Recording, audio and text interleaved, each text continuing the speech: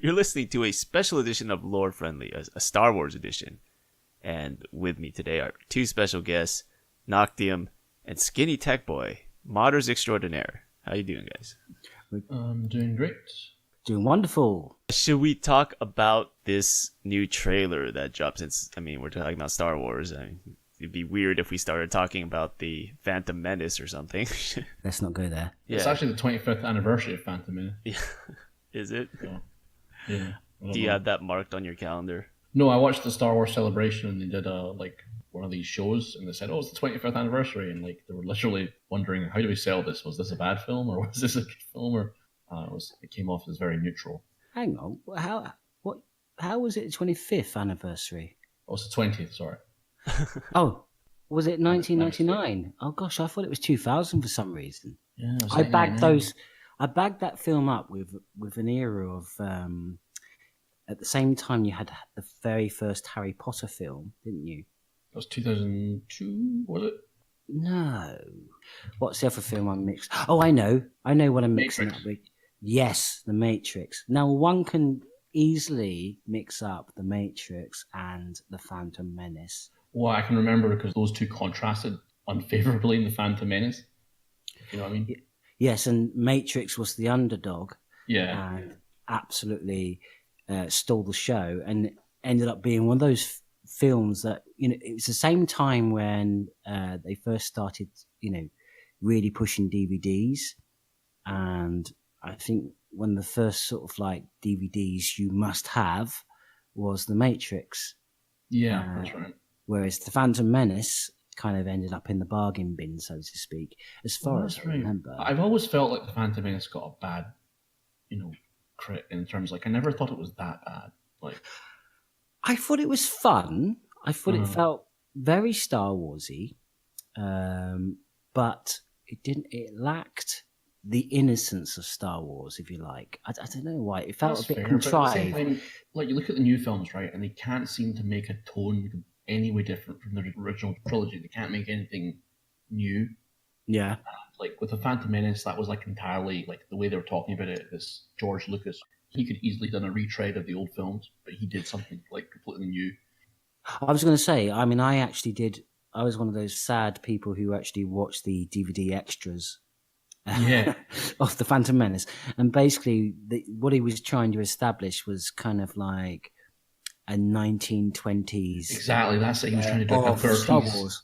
Yeah, to the Star Wars 70s type thing. Yeah. Just sort of say what was the golden era of that era, if you like. Exactly, so, the spaceships were beautiful Rolls Royces. Art Deco type things. Art Deco. And in fact, when you look at the main cities and the structures and the architecture, it is very Art Deco. You are correct.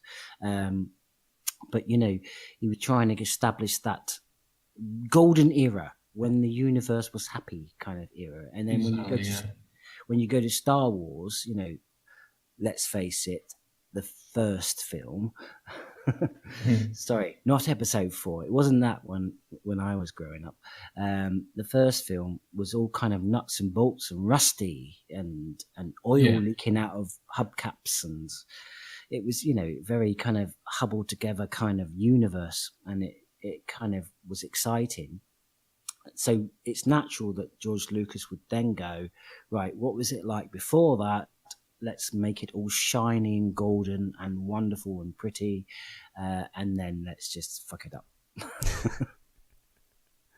Sure. So what do you guys think of the new trailer moving on? We could talk about the old stuff for decades, I'm assuming. When I first saw it, I was just I didn't really react to it. I didn't particularly like the last film very much. And Me neither. And I kind of saw this trailer and I'm like, well, at least the last film tried new things. Immediately when I saw the new trailer, I was like, oh, the last film wasn't that bad. Because it just felt like it just redid everything. I'm kind of curious to know if what the new film does. Will it make us look back at the second installment? It's going to hate Last Jedi more than you could ever imagine. A film you feel sorry for Last Jedi after seeing this film because it's going to get rid of the Rey Kylo love thing. Like it's The going to teenage nerdiness. yeah, it's going to pretend that never happened, and it's just going to sort of just like redo everything. I mean, I don't want to just get ahead of myself here, but that's what I feel from it. I feel like Kylo Ren was just trying to find himself there, wasn't he? exactly, He's yeah, just a teenager, he's like, I don't want to be a good guy. I'm just a teenager, and I'm so full of angst and anger, and I want to go to the dark side. A lot of emo songs on his playlist, I'm assuming, on his Spotify Absolutely. playlist. Absolutely. What did you think of it, Skinny? I got a little bit excited, but only because I liked the little bit of the Emperor at the end. This is going to sound harsh now, but I'm sorry. But after the second film, when it came to Carrie Fisher's treatment of the film, it felt like, why take these characters and make us try to relate to them when she was basically mistreated in that film to the point where, like, okay, 2 points. Firstly, she flies through the air like Mary Poppins. Right. Secondly, she shoots, is it Poe? Poe? Oh, you Poe, yeah. Yeah, she shoots Poe with a big bandage on her head. It's like she just came across as this kind of secondary character. And obviously she's passed away, the wonderful Carrie Fisher, since she's passed away, now there needs to be some kind of tie up to her character and some sort of story arc. And to use her in the trailer, I kind of felt a bit sycophantic, really. And I just think I really can't get over The Last Jedi. To me, it completely destroyed Star Wars as far as I'm concerned. Yeah. I'm slightly excited. I'm slightly excited by the new film and hope I will watch it, and I hope it does turn things on its head and gives us some sort of reconciliation towards the story. But to be honest, it'll try.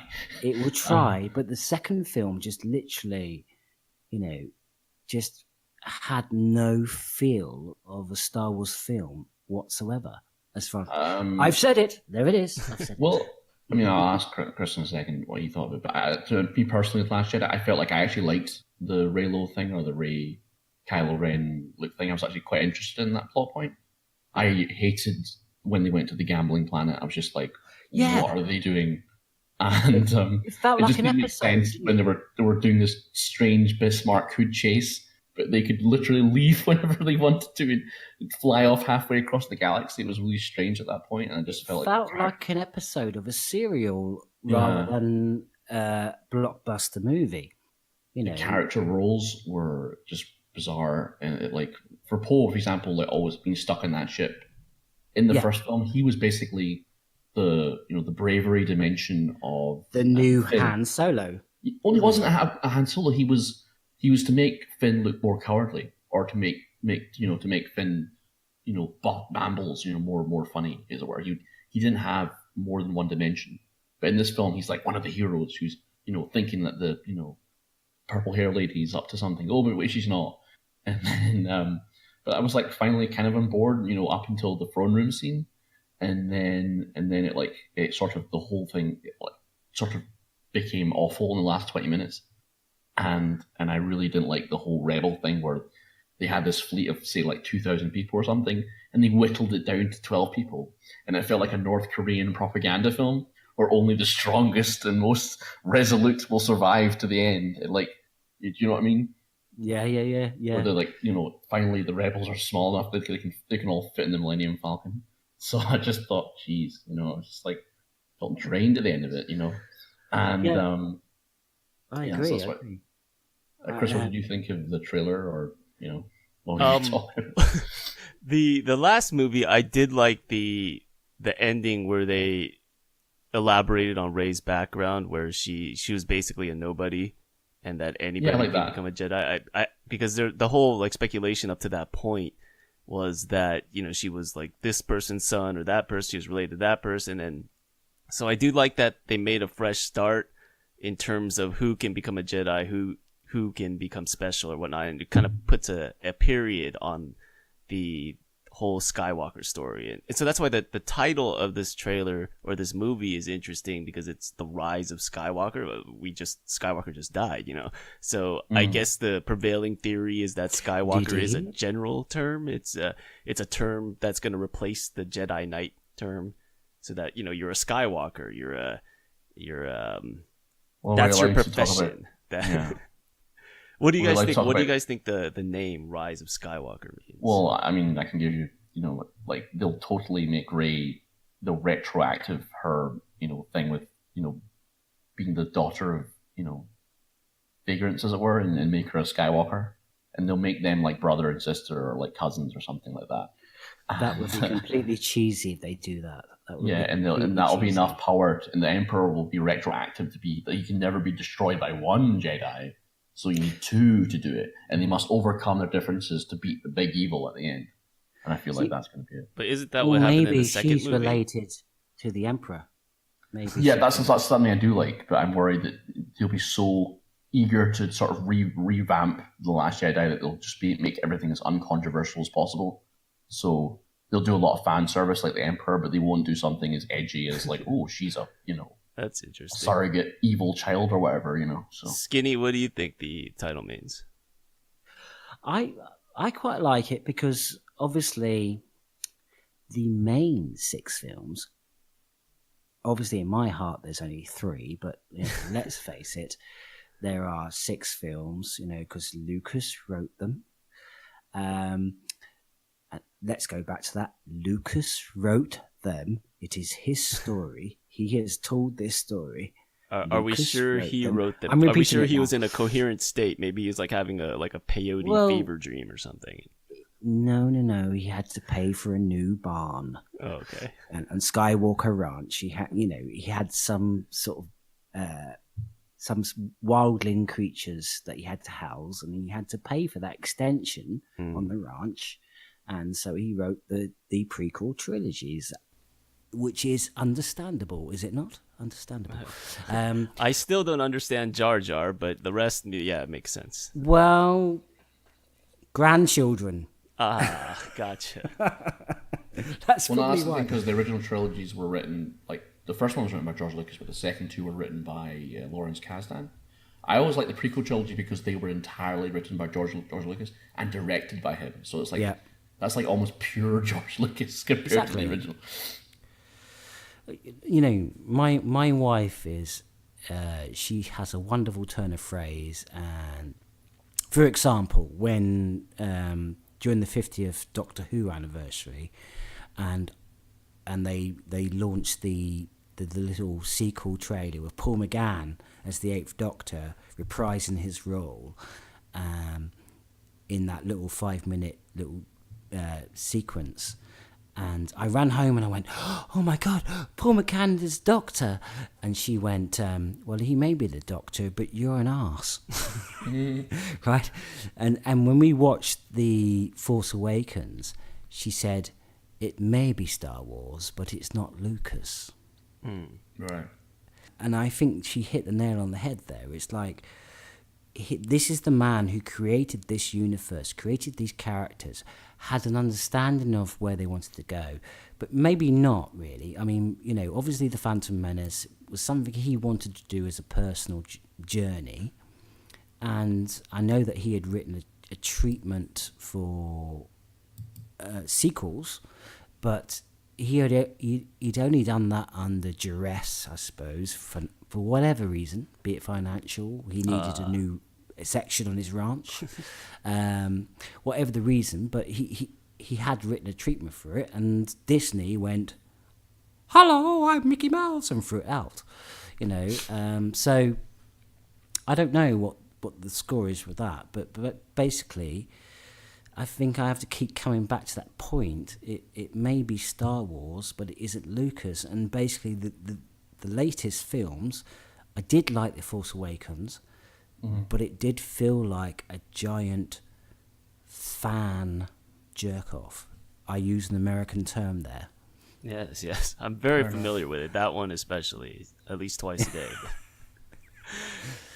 Oh, you watch Star Wars twice a day? Yes, Star Wars twice a day, especially the recent films. But in a way, it's almost like a knockoff Lucas. I mean, it's not Lucas, but it is Lucas in a way, because that was the criticism of the first Force Awakens, right? Is that it was almost parallel to the original trilogy. I've got a bad feeling about this.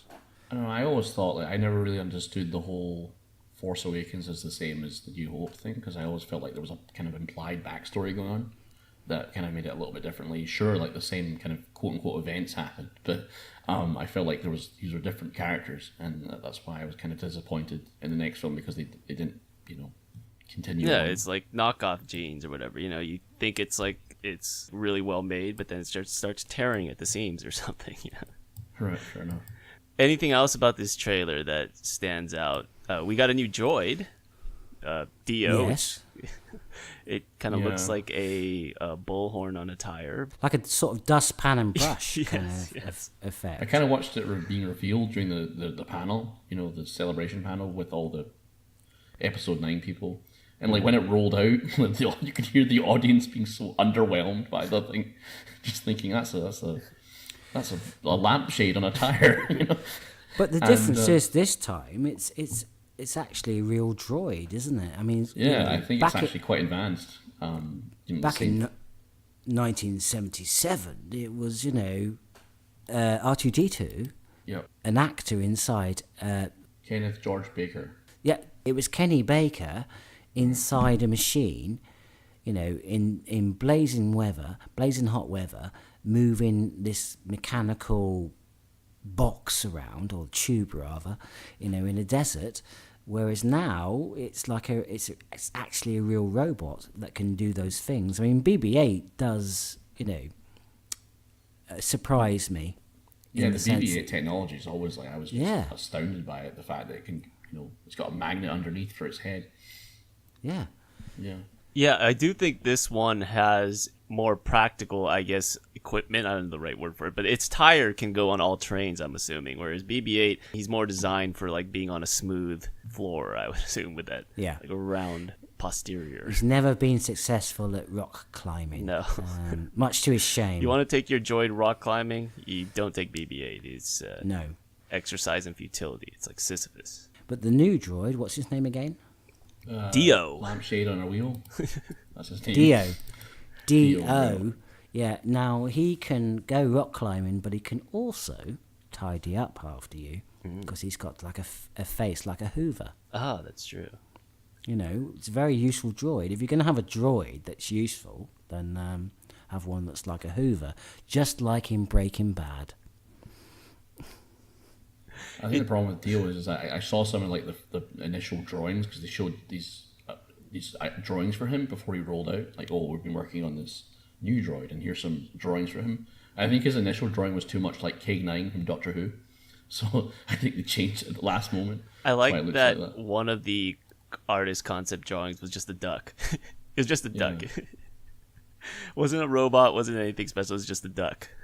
Was that George Lucas? Oh, maybe. Because obviously Howard the Duck, No, obviously this is a new one. Could be. No, I mean, like George Lucas influenced that designer and said, come on, my least successful film ever was Howard the Duck. Can you please slip that in there as a favour to me? Because I've got this new section of my ranch to build. Speaking of which, J.J. Abrams did confirm that Lucas worked with them on this film, that they took his input. Howard the Duck. Maybe that was what he was talking about. Maybe that was his one contribution. He's getting no royalties from the Avengers, extravaganza. Basically, he's been written out of those royalties, and he's struggling, man. He's struggling. Poor George Lucas. What is he going to do? Yes, he's struggling with only about 20 zeros ahead of the dot on his bank account number. He needs at least like 30. Well, yeah. It's where creativity comes from, isn't it? Basically when you've got at least 30 zeros, that's where it comes from. Yes. The problem is like, I'm sure like it's like a super advanced robot, but to me it just looks like a hairdryer on a wheel. So, that could be handy though, couldn't it? Yeah, Hairdryer on a wheel. I mean, hopefully it's detachable. You can like take it out and dry your hair, put it back on, go mountain climbing. It's versatile. It could do both those things. Or imagine you climb the mountain and then your hair is all messed up because you were rock climbing and everything, and there he is. Yes. Dio. Dio, sort it out for me, please. I've just gone up there, with Brian Blessed up Mount Everest. My hair's a mess. Could you please just give me a little blow and cut? It could happen again with the blowing and the jerking off. It's just what kind of robot is this? It's American, clearly. Yes, clearly. So anyway, the trailer, right? I got a little bit excited. I must admit, I did like the opening shot of her on the desert. Is it Tatooine? Is it the other place from The Force Awakens? Oh, it's filmed in Jordan now, so it might be a whole new place. So you've got 3 planets that look exactly like each other. They like their deserts, though. They like their plain landscapes, don't they? The Star Wars universe, it's either got to be a water world, a snow world, or a desert world, or a forest world. It's got to be, let's not huff much around so that we can CGI a lot in. Let's keep it plain. That's a very common space trope where you go to another planet and it only has one biome. It's like a desert world, it's a forest world, like you said, it's an ocean world. Normally they all look like Vancouver now. So. Whereas our planet, we have all those things. So come to our planet. Aliens out there, don't visit those other worlds. We have everything here. Just down each street, I think. I've got a pond that's a water world. If you look close enough, I've got some grass. I've got a grass world, just like in the Phantom Menace. No, not the Phantom Menace, the second one. And I've got a sand garden, a sand pit. So to be absolutely fair, we're the only planet that we know that has biodiversity. So pretty much anywhere you go in Mars, it's going to look the same. We would be like Las Vegas, because Las Vegas it has New York in it. It has Paris or whatever, like a tiny carbon copy of, I guess, a knockoff version. So we would be like Las Vegas. People would come for the different kind of environments, the biodiversity. It just maybe Star Wars should go down the avenue of the original 1970s Battlestar Galactica. Sure. And end up on Earth circa 1981 or something, I think, and end up in New Vegas. Oh, there you go. Maybe that is the way forward. It's like, you can have, Rey and Kylo just doing a bit of gambling. Maybe they can get married in like an Elvis wedding situation. Yes. And brother and gambling, sister. Oh my God. Are they though? Are they? We don't know that yet. Yes. Elvis as the preacher. That would be fun. What if Elvis was a dark Jedi? Oh, yes. What if Palpatine was controlling Elvis, and that's how he kind of resurrected himself through Elvis? Because Elvis is the ultimate example of someone who has kind of lived after death through all these Elvis clones, Elvi, as they call them, right? So what if Palpatine is using the same sort of mechanism to continue his life, and that cackle at the end was just one of his impersonators? The cackle at the end was the opening of a song. Yes.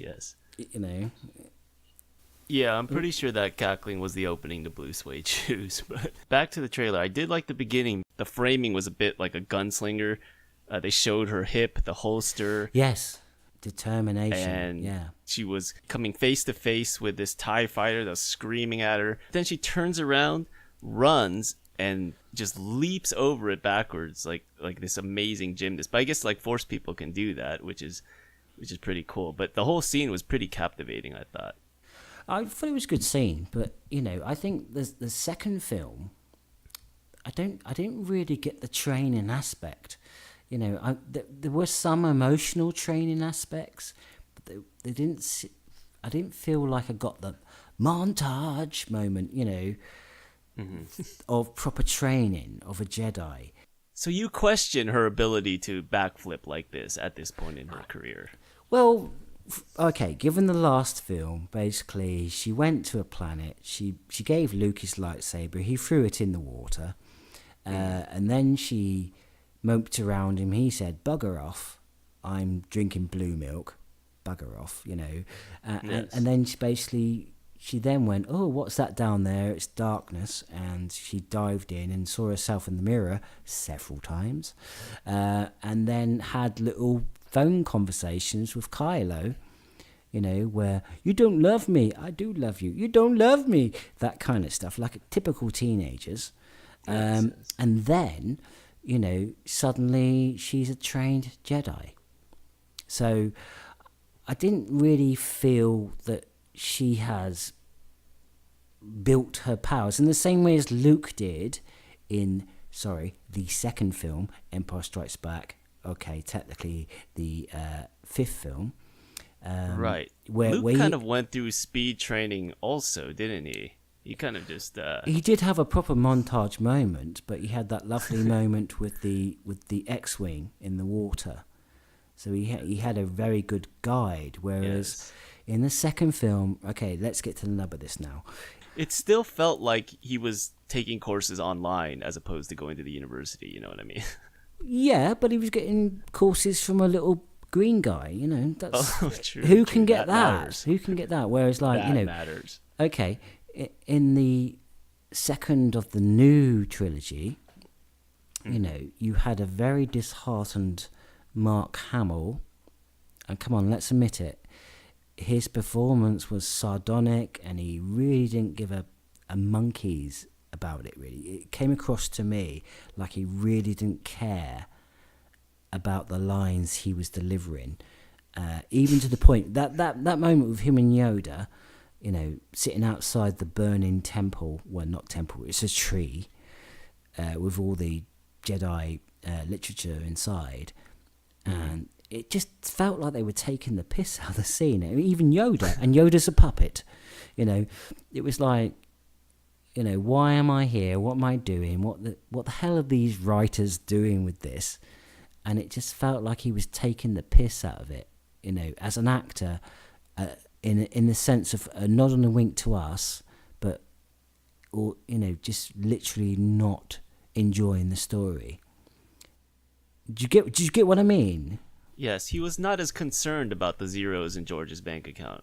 No, not George at all, was. because well, he's already got his section in the ranch, hasn't he? Right, he gets to go to George's ranch, and he's got like his little bed made up, and, you know, and a pinball machine from the 1970s, and he's a very happy, you know, 70s actor. He's worried about the upgrades George is talking about for the ranch, and he kind of wants to leave it as is. Yeah, absolutely, because, you know, he's worried about the noise effects. You know, what if he wants to play some pinball on a Thursday night, let's say, for argument's sake, and then suddenly, you know, George has built this new section to the ranch with some young teenagers, you know, Ray and Kylo, and they've got bunk beds, you know, and they invite friends round for cider and things like that, and they make noise all night. And, you know, Mark Hamill doesn't want that. He just wants to have, you know, play his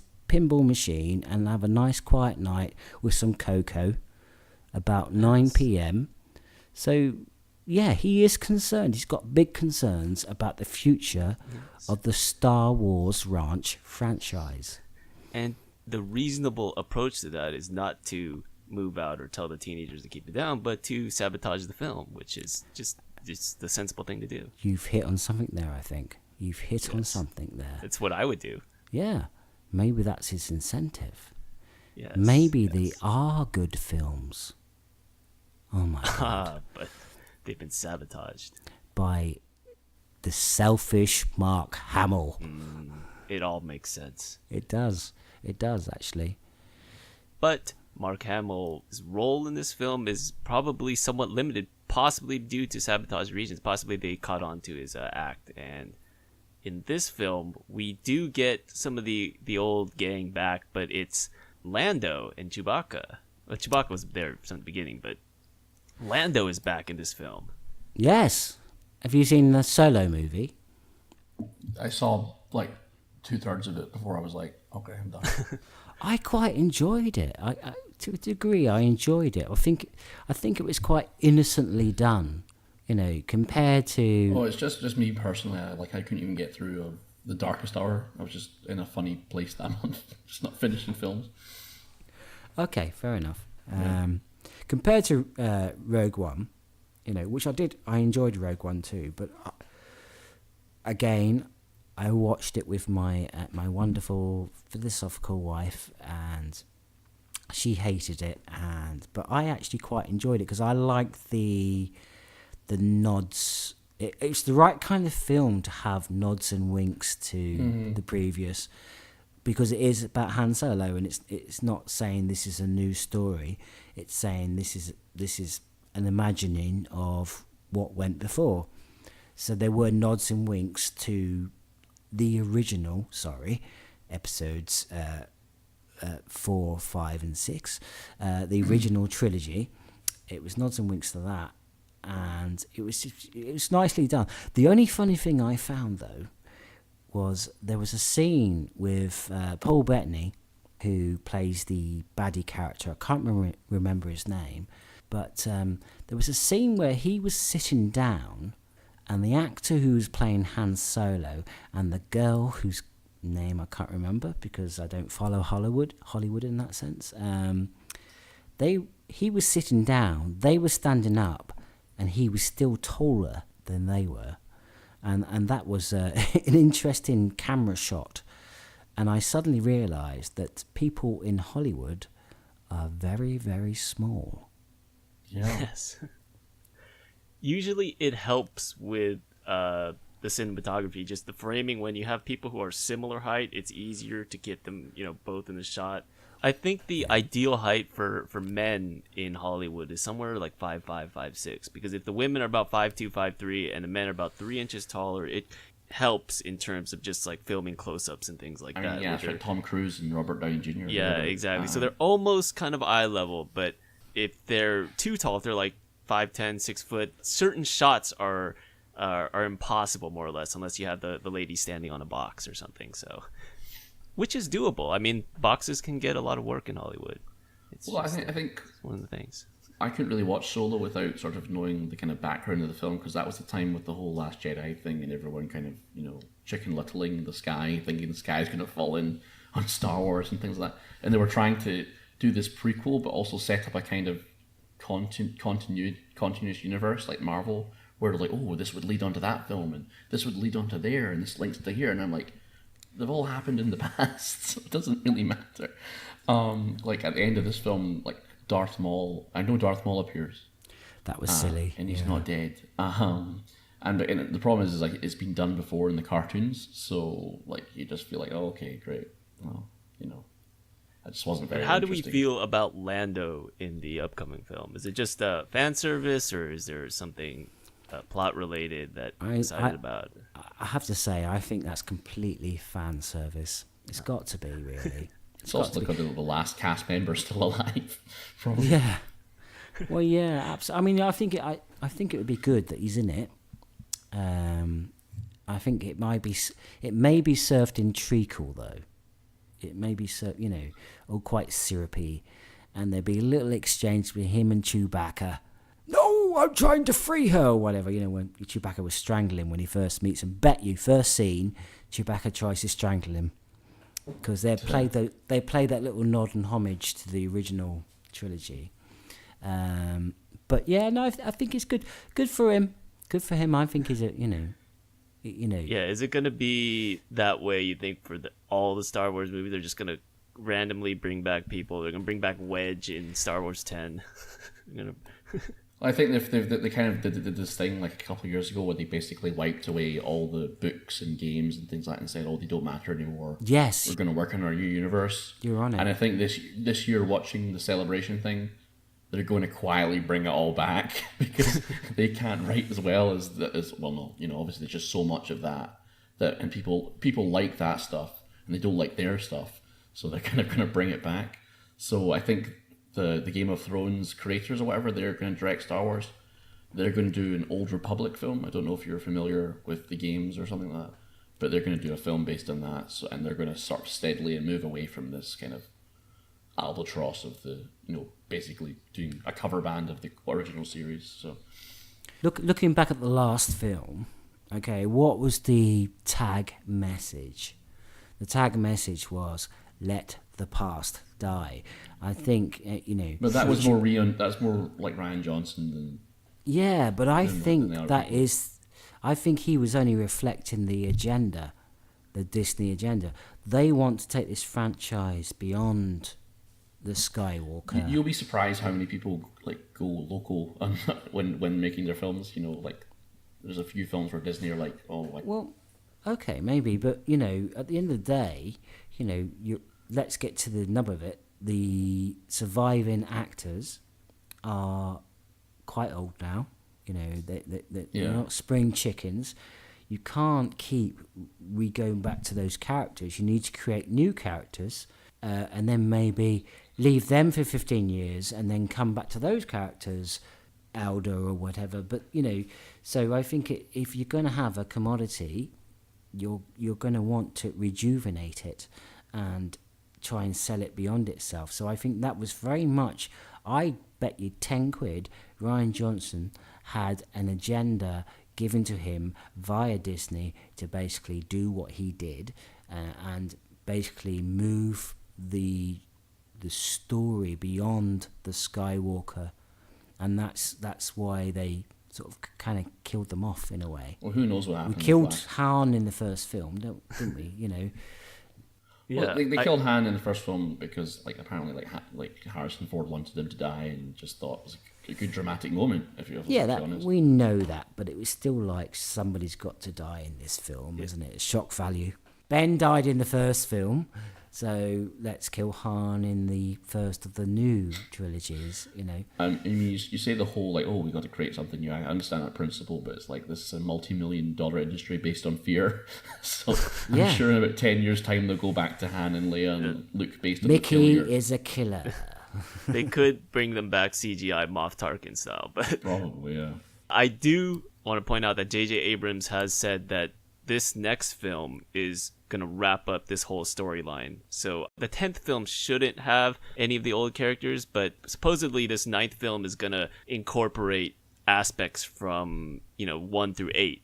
And for that reason, I guess we have Palpatine back at the end. I mean, we should probably talk about that. I mean, how is he still alive? I mean, he did talk about in episode 3, I believe, that Darth Pelagius found a way to live after death. So it's not the same as the Jedi way of becoming a Force ghost or whatever, but there may be a way for Sith to do it. I mean, Elvis impersonators aside. Yeah, that's probably one of the best speeches George Lucas has ever written.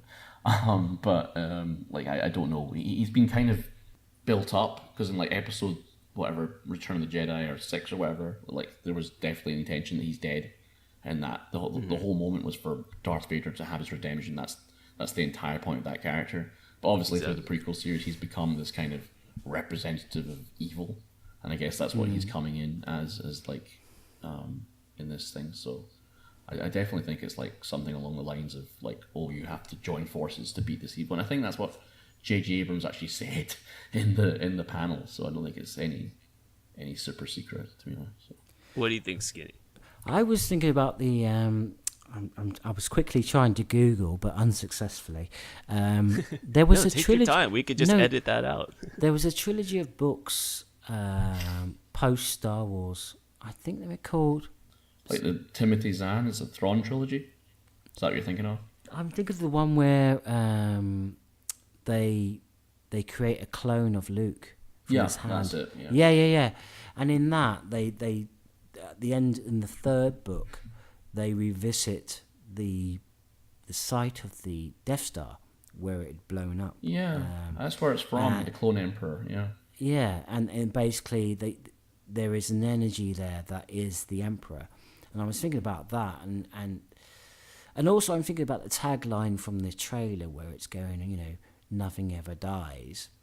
Well, obviously Ben never died. I like that line. It's no one's ever really gone, as in trying to reassure you. Oh, no one's ever really gone, but then it's this evil clone is about. Well, not just that, but I mean, in the one of the big drives of the Star Wars films is that this as we've discussed before, spirits can talk to us, can guide us. Ben guided Luke, and apparently Ben was guided by Qui-Gon, or whatever his name was. Liam Neeson, Ben was guided by Liam Neeson. Who wouldn't want to be guided by Liam Neeson? Come on, with that voice. And then Luke was guided by Yoda. So everybody's got their kind of spiritual guide. So we've already established that there is this extra existence beyond our reality, their reality. And then I think there should always be an opposite to that. So then maybe there is another existence to the dark side of the Force, and maybe that's what they might tap into. Well, the reason you never see Sith in the ghost form is because the ghost form is like a kind of form of like self-sacrifice towards the Force, where the Sith kind of given up the whole living for the energy thing. For power and more material and things. So the that's Sith tend to kill their own masters, don't they? Yeah. It's traditional. Darth Plagueis, he killed his master. So there's always this backstory of the Sith killing their own master. So it makes sense that there isn't going to be much loyalty from your former master coming back to help you out. Yeah, it'd be kind of strange that you would even have apprentices if the highest rate of murder was via apprentice. Well, I'm sure when you take on the apprentices, unspoken contracts, like, when I get a bit long in the tooth, you can top me off. Yeah, it's kind of like marrying a praying mantis, isn't it? Right. She's gonna make love. She's gonna bite your head off. Yeah. Part of the deal, I guess. Yeah. I'm game. It's worth it. Yeah.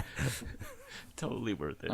Again, so just basically to sum up the trailer, it's like, the last J.J. Abrams teaser for Force Awakens didn't say anything, so usually the second trailer sort of goes into a bit more detail of something.